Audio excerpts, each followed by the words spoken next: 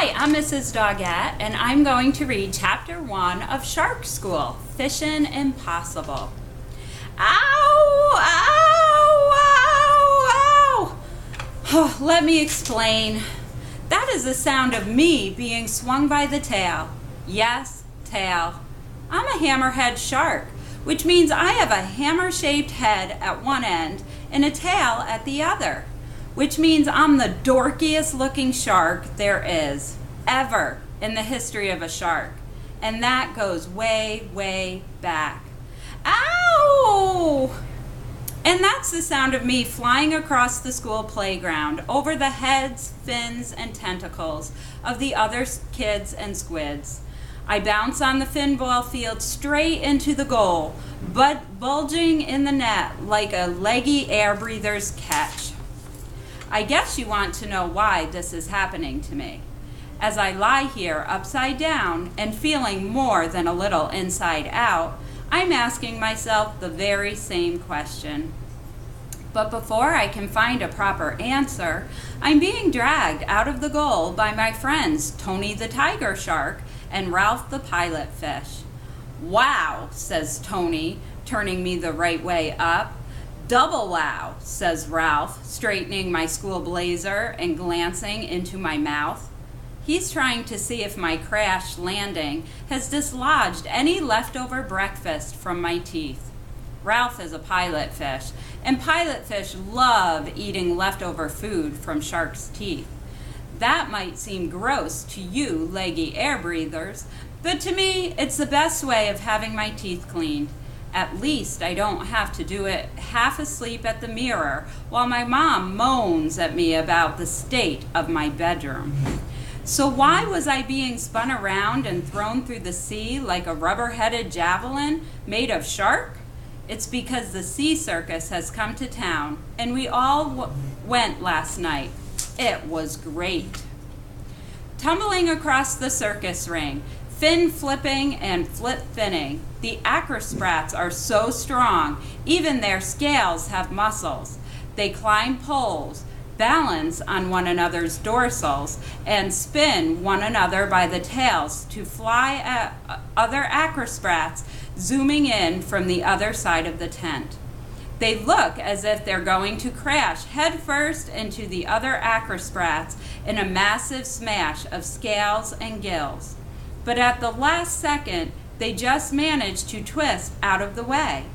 That's the move Ralph and Tony just tried with me, which is why I was sent flying across the playground into the goal. I'm just going to go back and read the list on my top 4 sea circus acts. 1, the seahorse riders, tiny krill jockeys performing epic tricks on the backs of furiously finning seahorses. 2, the crazy clownfishes, who ride around in a wobbly, multicolored submarine. It falls apart every time they beep the horn. Hilarious! 3, the beautiful trapeze artists, who swing from the roof of the circus tent on a sequined driftwood trapezes. But best of all, the act we really love the most are the acrosprats. So back to page 8. We'd all been so blown away by the acrosprats last night that we couldn't wait to try out some of their moves ourselves. Well, when I say all, I mean all my friends apart from Joe the jellyfish. He just covered his eyes with his 16 tentacles and bottom popped with anxiety. He bottom pops with anxiety a lot because he spends most of his time more scared than an octopus in a piranha school. For those of you who don't know, piranhas are the bitiest, nibbliest fish in the ocean. Luckily, no one was trying the same trick from the other direction. I wouldn't have had a chance of getting out of the way. I was too busy trying not to be sick from all those somersaults. So when this next thing happens, it really doesn't help at all. Howdy, ice pick face. It's Rick Reef, my reef shark enemy and the school bully. He's finned up behind me and whacks one end of my hammer with his tail. My hammerhead vibrates like a ruler, twanged on the edge of a school desk.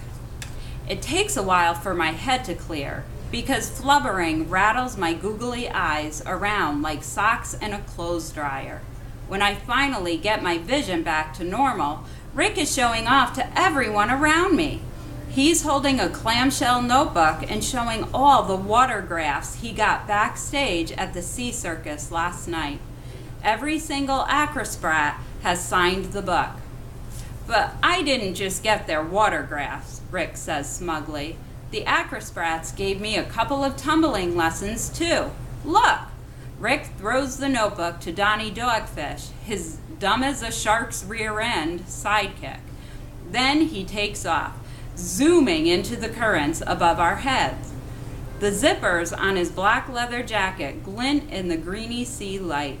Once Rick's high above us, he starts doing forward nose rolls and twists into a crazy tail flick-flack. It looks as if he's tying himself into a knot. But then he comes out the other side, sliding into 5 dorsal jumps and an awesome snapper shank. His grin is so big, we can see all his teeth, and he flings his fins wide open. The kids and squids watching go crazy, clapping and cheering. I nudge Ralph and Tony. Quick, swing me around. Make me go higher and farther than last time. Rick's not the only one who can do acrospratics. But, says Ralph, I flap my tail over his mouth. Now, I bark. Ralph and Tony look at each other and shrug. Then they grab the end of my tail and swing me around as hard and as fast as they can. I hear Rick and Donnie laughing as I spin around and around. I don't care. This will show everyone that Rick isn't the only one who can bust some moves. Except Joe Bottom pops the biggest pop I've ever heard. Ralph and Tony start choking and coughing.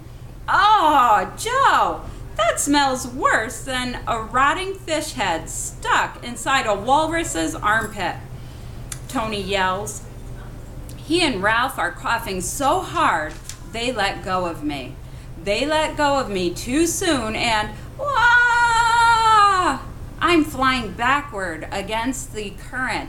I'm twisting like an eel plugged into a light socket. I'm crashing face first into Rick. Rick and I tumble end over tail.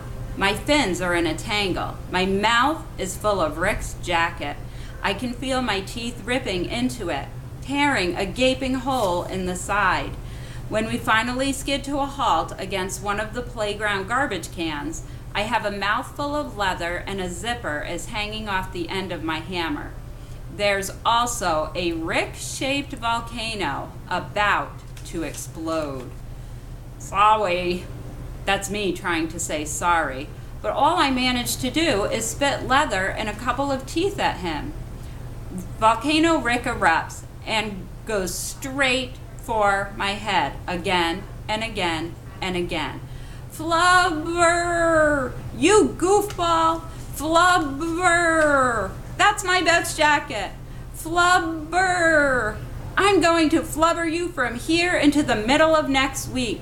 Flubber! And he does. Flubber! Well, flubber! It's more like the middle of next month. Flubber! The end of chapter 1.